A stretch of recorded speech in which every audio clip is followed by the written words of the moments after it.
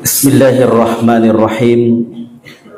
Assalamualaikum warahmatullahi wabarakatuh.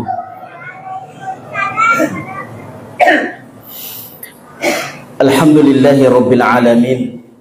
Hamdan na'imin hamdan syakirin, hamdan yuwafi ni'amahu wa yukafi mazidah.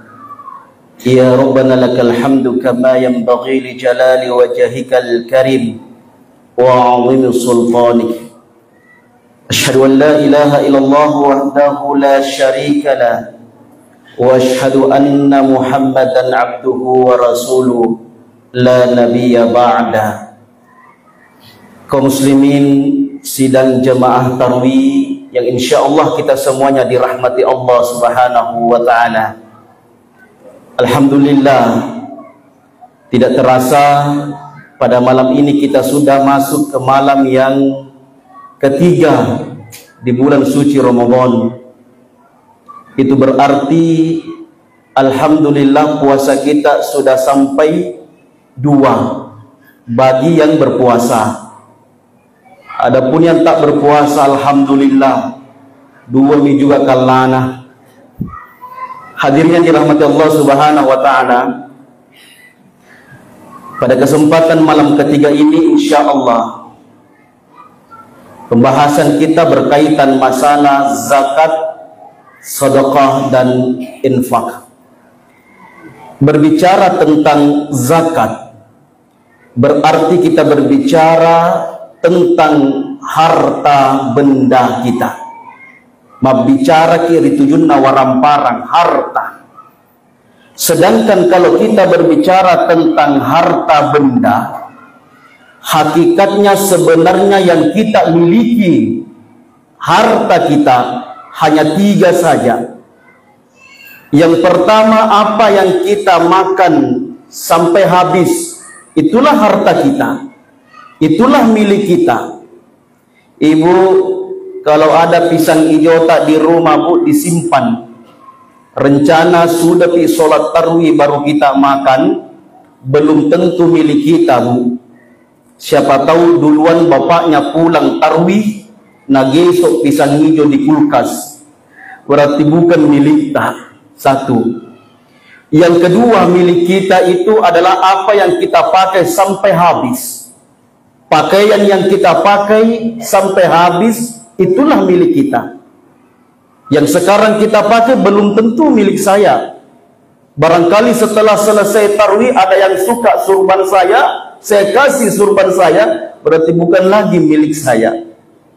Dan yang ketiga, milik kita adalah apa yang kita sumbangkan, apa yang kita sedekahkan, apa yang kita infakkan, itulah sebenarnya milik kita. Harta kita yang masih ada di dompet kita, harta kita yang masih ada di bank, harta kita yang masih ada di deposito kita, itu belum tentu milik kita. Kita tak tahu siapa milik itu. Tetapi milik kita adalah apa yang kita sumbangkan, apa yang kita sedekahkan, harta yang kita keluarkan zakat infaknya di jalan Allah, itulah sebenarnya milik kita. Itu sebabnya seorang ustaz pernah berkata, jangan sampai di antara kita bersifat seperti seekor ayam. Jangan sampai. Kenapa seekor ayam itu? Seekor ayam itu hanya melihat sebelah mata saja. Lebih memilih yang lebih singkat. Misal, di tangan kanan saya ada jagung. Di tangan kiri saya ada berlian.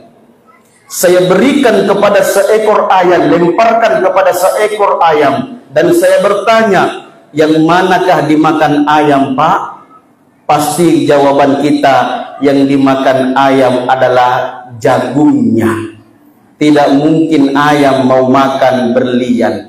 Tapi kalau seandainya seekor ayam ini berpikir dan merenung, pasti diambilnya berlian itu, dibawa ke pasar remu, dijual, hasil jual berlian dibelikan jagung sampai matinya, jagungnya tidak akan habis untuk dimakan.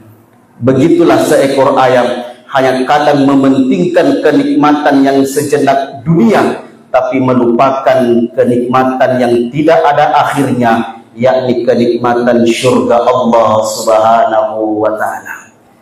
Hadirin jamaah tarawih yang dirahmati Allah Subhanahu wa ta'ala, zakat sebenarnya bukan hanya tujuannya untuk memenuhi kas-kas negara, bukan hanya untuk memenuhi kas badan amil zakat, tetapi zakat sedekah itu sendiri kembali kepada muzakki manfaatnya, kembali kepada orang yang mengeluarkan zakat sedekah infaknya.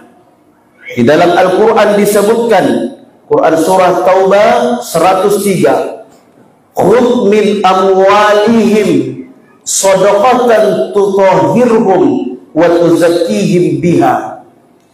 Kata Allah, wahai Muhammad, ambillah sebahagian daripada harta mereka. Maksudnya, suruhlah umatmu untuk mengeluarkan zakatnya. Tutahhirhum wa tuzakkihim biha. Dengan mereka mengeluarkan zakatnya, engkau bersihkan mereka dengan zakat itu dan engkau sucikan mereka.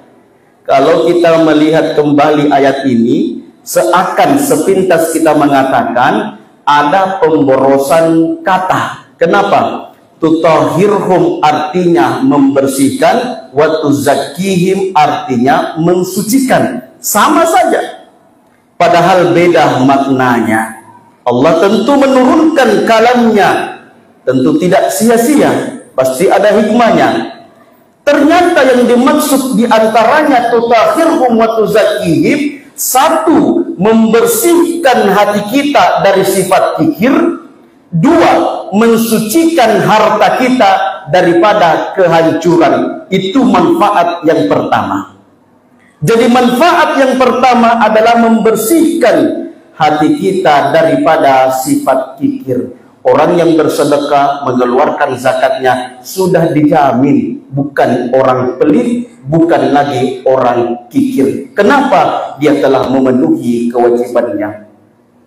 Walaupun kata ulama kita, orang kikir, pelit atau bahasa sehari-hari seke itu terbagi tiga. Ada namanya kikir al-futhur, ada kikir as-sukhru, ada kikir al-bakhil. Saya pun tak tahu bedakan. Yang jelas kata guru tak, ada orang kikir kepada orang lain tapi tidak kikir kepada dirinya. Kalau masalah makan, balelok poneli ikan besar, sekalinya menelpon tetangganya mau ke rumah, dan sembunyikan ikannya.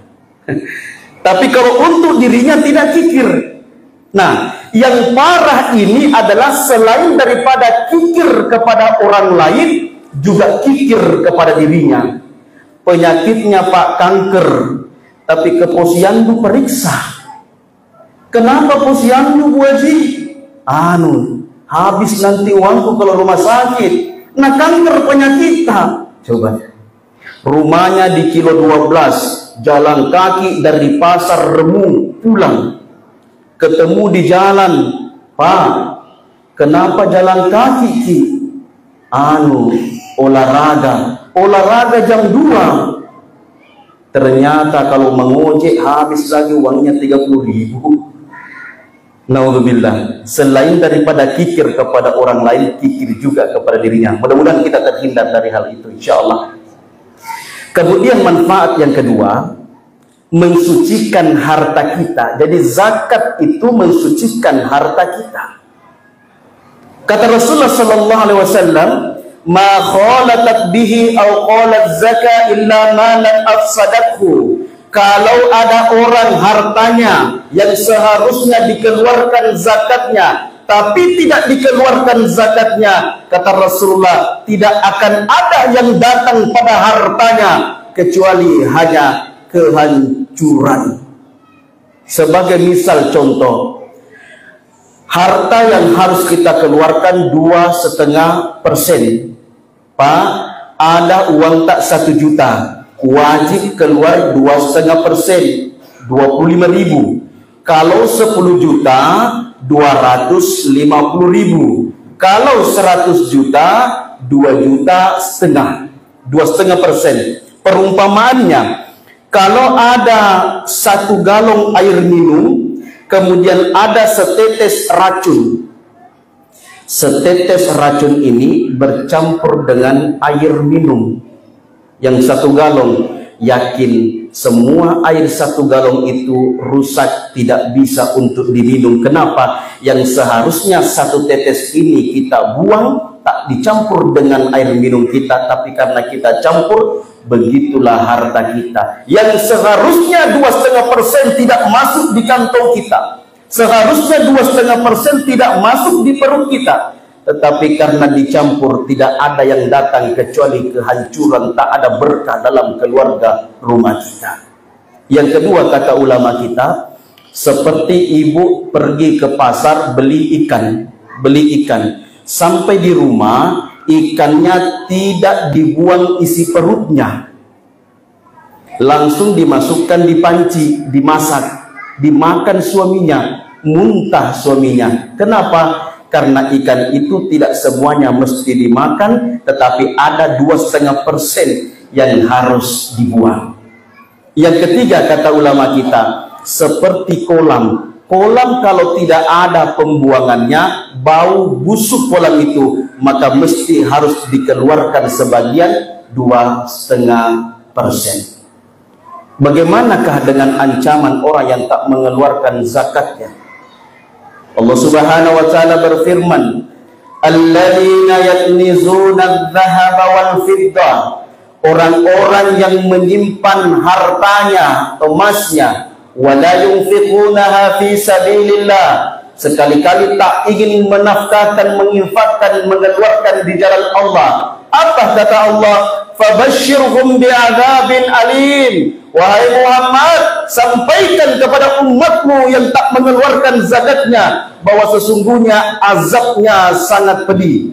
Yauma yuhma 'alaiha fi nari jahannam. Di hari kiamat nanti, emasnya, peraknya, hartanya akan dilelehkan di dalam api neraka. Fatukwa biha jibahuhum. Kemudian disiram ke dahinya, disiram ke punggungnya, disiram ke lambungnya.